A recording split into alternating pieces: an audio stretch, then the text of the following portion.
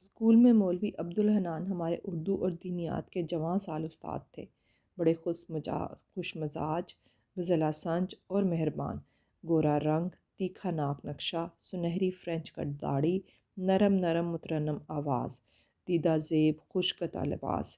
ان کی نئی نئی شادی ہوئی تھی۔ سبق پڑھاتے پڑھاتے وہ وقتاً فوقتاً اچانک خاموش ہو جاتے تھے اور آنکھیں بند کر کے جھوم جھوم کر فرمایا کرتے تھے، سبحان اللہ سبحان اللہ، زندگی بھی بڑی عجیب نعمت ہے۔ ایک روز مولوی عبدالحنان کلاس میں آئے تو بجھے بجھے سے تھے۔ وہ دونوں ٹانگیں میز پر پسار کر کرسی میں نیم دراز ہو گئے اور آنکھیں میچ کر اداسی سے کہنے لگے، آج طبیعت بحال نہیں، سبق نہیں ہوگا۔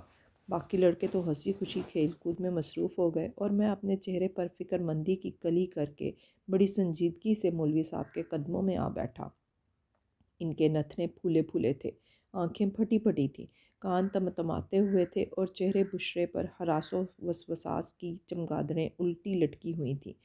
کیس امید افزا تھا، اس لیے 2-3 بار میں نے کوشش کی کہ انہیں شہر میں تعاون کی کچھ تازہ خبریں سناؤں، لیکن ہر بار انہوں نے مجھے سختی سے جھڑک کر خاموش کر دیا۔ یہ حربہ کارگر نہ ہوتے دیکھ کر میں نے لال دن چپڑاسی کی شکایت لگانی شروع کر دی کہ وہ اسکول کی صفائی کا خاطر خواہ دھیان نہیں رکھتا۔ خواہ مخواہ لال دن کی چگلی کیوں کھاتے ہو؟ مولوی صاحب نے درستی سے کہا۔ کیا کیا ہے اس بیچارے نے؟ دیکھیے نا مولوی صاحب، میں نے گلہ کیا، ہمارے کلاس روم میں بھی پلیگ کا چوہا مرا پڑا تھا۔ تیر نشانے پر بیٹھا اور مولوی صاحب زور کا جھٹکا دے کر کرسی سے یوں اٹھ کھڑے ہوئے جیسے طاعون زدہ چوہا ابھی تک وہیں پڑا ہوا ہو۔ انہوں نے کئی بار استغفر اللہ استغفر اللہ پڑھا اور غصے میں بھرے ہوئے غالباً لال دن کی تلاش میں کمرے سے نکل گئے۔ اس کے بعد وہ 2 روز اسکول نہ آئے۔ تیسرے روز میں ان کی حالت کا سراغ لگانے ان کے گھر گیا۔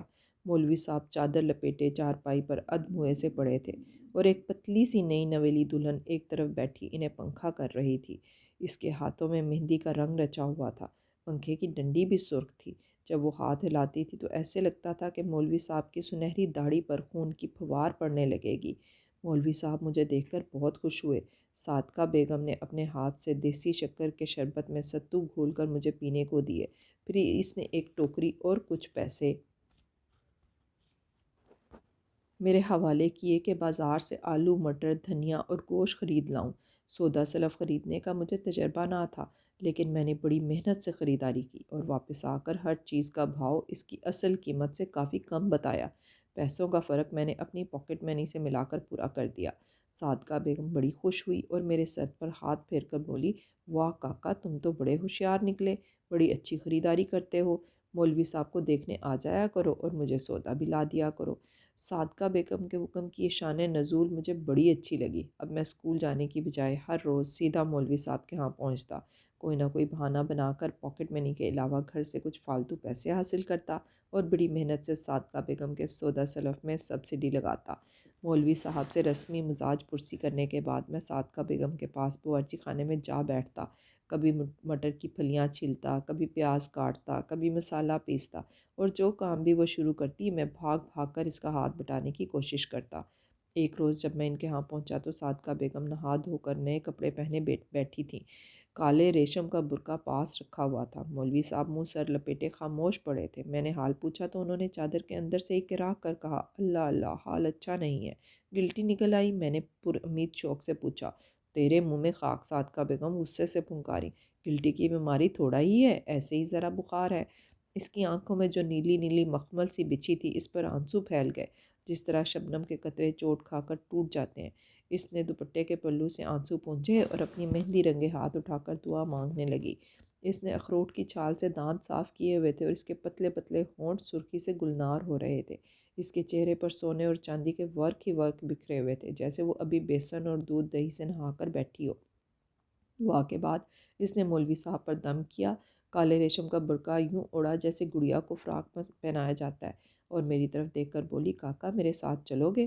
میں خوشی سے اچھل کر کھڑا ہو گیا جیسے مجھے کوکاف پر چلنے کی دعوت مل رہی ہو۔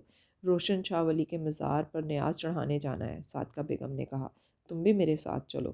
روشن شاہ ولی کا نام میں نے سن رکھا تھا، دور ہی دور سے ان کے مزار کی زیارت بھی کر چکا تھا۔ سنگ مرمر کے بلند چبوترے پر ایک بڑی سی قبر تھی جس پر سبز غلاف چڑھایا رہتا تھا۔ رات کو سرہانے کی کئی چراغ جلتے تھے۔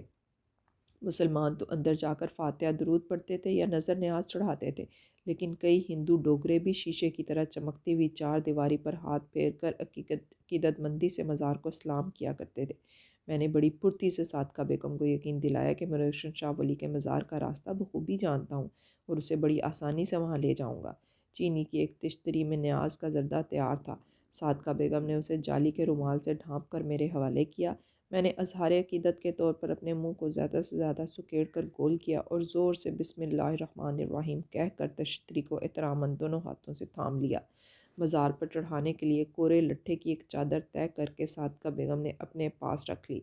مولوی صاحب کے محلے سے نکل کر ہم نے مزار کے لیے سالم تانگہ کرایہ کیا۔ میری کوشش تو یہی تھی کہ میں پچھلی سیٹ پر عین صادقہ بیگم کے ساتھ بیٹھوں، لیکن بیلنس رکھنے کے لیے تانگے والے نے مجھے آگے بیٹھنے کا حکم دیا۔ پہلے تو میں بڑا آزردہ ہوا، لیکن جب پکی سڑک آئی تو مزہ آنے لگا۔ دھوپ کی تماست سے سڑک پر بچھی ہوئی کول تار پگھل پگھل کر رضائی کی طرح نرم ہو گئی تھی۔ اس پر سرپٹ بھاگتے ہوئے گھوڑے کی تھپ تھپاہٹ، ربڑ ٹائر پہیوں کی لرزاں لرزاں تھر تھراہٹ اور پچھلی سیٹ پر ہوا میں اڑتے ہوئے کالے ریشمی برقعے کی سرسراہٹ میرے کانوں میں ہارمونیم اور طبلہ اور ستار بجانے لگی۔ میرا دل اندر ہی اندر گیت گانے لگا۔ دیکھتے ہی دیکھتے میں تانگے سے چھلانگ لگا کر تخت سلیمان پر جا بیٹھا، جسے جن اور پریاں ہر وقت اپنے کندھوں پر اٹھائے اٹھائے رہتے تھے۔ باہر سڑک پر چلتی پھرتی ساری مخلوق مجھے بڑی اداس، بے حد حقیر، بڑی مفلس اور لا انتہا محرومیوں کی ماری ہوئی نظر آنے لگی۔ اپنی خوش بختی اور خوش وقتی کے ترنگ میں سرشار ہو کر میں نے بے اختیار جالی کا رومال ایک طرف سرکایا اور زور دے دے کر بڑے بڑے نوالے مزے سے لے کر کھانے لگا۔ یہ دیکھ کر تانگے والا زور سے غرایا اور چلا چلا کر صادقہ بیگم سے کہنے لگا، بی بی جی یہ دیکھو تمہارا لونڈا نیاز جھوٹی کر رہا ہے، اب تمہاری منت خاک پوری ہوگی کیا؟ صادقہ بیگم نے برقع اٹھا کر بڑی بے بسی سے میری طرف دیکھا اور اس کی آنکھوں میں پھر شبنم کے موتی بن بن کر ٹوٹنے لگے۔ میں گم کردہ راکھ کرتے کی طرح گردن ڈال کر چپ چاپ بیٹھ گیا۔ جب ہم روشن شاہ ولی پہنچے تو صادقہ بیگم مایوسی سے مزار کے باہر سیڑھیوں پر بیٹھ گئی۔ کاکا یہ تو نے کیا کیا؟ وہ بولی، نیاز جھوٹی کر دی، اب ہم مزار شریف پر کیا چڑھائیں گے؟ اس کی آنکھوں سے موٹے موٹے آنسو گرنے لگے، جیسے شمع سے موم کے گرم گرم قطرے تیز تیز قطار در قطار ٹپکتے ہیں۔ میں نے بھی اپنا سر اس کے گھٹنوں پر رکھ دیا اور زاروں زار رونے لگا۔ ہمیں روتا دیکھ کر مزار کا ایک ملنگ اٹھ کر آیا اور گرجدار آواز میں بولا، بالکوں کی خیر، پیر دستگیر سب مرادیں پوری کرے، بی بی لاؤ تمہارا نذرانہ حضور میں پیش کر دوں۔ موقع غنیمت جان کر میں نے فوراً زردے کی پلیٹ اس کے حوالے کر دی۔ صادقہ بیگم نے لٹھے کی چادر پیش کی۔ ملنگ نے چادر کھول کر اسے اپنے بازوؤں سے ناپا اور مایوسانہ انداز میں سر ہلا کر بولا، بہت چھوٹی چادر ہے، بی بی دیکھتی نہیں ہو بڑی سرکار کا مزار بھی کتنا بڑا ہے؟ صادقہ بیگم بے بسی سے سسکیاں بھر بھر کر رونے لگیں۔ ملنگ کو شاید ترس آ گیا، اس نے کہا، اچھا بی بی، 100 روپیہ ساتھ چڑھا دو، اللہ بادشاہ قبول کرے گا۔ صادقہ بیگم نے اپنی ریزگاری گنی، 2 ڈھائی آنے میں نے ڈالے اور بڑی مشکل سے 100 روپیہ پورا کر کے ملنگ کے حوالے کر دیا۔ واپسی میں ہمارے پاس تانگے کا کرایہ نہ تھا۔ میری جیب میں فقط 1.5 آنا باقی تھا۔ رگھوناتھ بازار کے نکڑ پر پان والے کی دکان آئی تو میں بھاگ کر 2 پیسے کے 2 میٹھے پان پڑیا میں بندھوا کر لے آیا۔ سبزی منڈی میں بیروں کے ٹوکرے ہی ٹوکرے پڑے تھے۔ میں نے 2 پیسے کے ڈھیر سارے بیر تلوا کر اپنی ٹوپی میں ڈلوا لیے۔ اب ہم بیر بھی کھاتے جاتے تھے اور مزے مزے کی باتیں بھی کرتے جاتے تھے۔ میں جان بوجھ کر لمبے لمبے راستے اختیار کرتا تھا تاکہ ہمارا سفر طویل سے طویل تر ہوتا جائے۔ ایک کوچے میں ملائی کی برف والی لکڑی کی صندوقچی بغل میں دبائے ہانک ہانک کے پھر رہا تھا۔ میں نے لپک کر 2 پیسے کی برف پیپل کے پتے پر رکھوائی اور بھاگ کر صادقہ بیگم کو دے دی۔